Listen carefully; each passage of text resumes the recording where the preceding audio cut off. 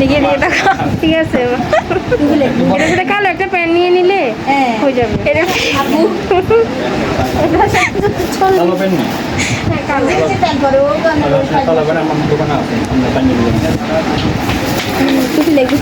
না পাঞ্জাবির সাথে সাদা কালার পরে আর যদি পায়জামা লাগে তাহলে পায়জামা এখানে আছে, এখানে নিয়ে নিন। পায়জামা নিবে।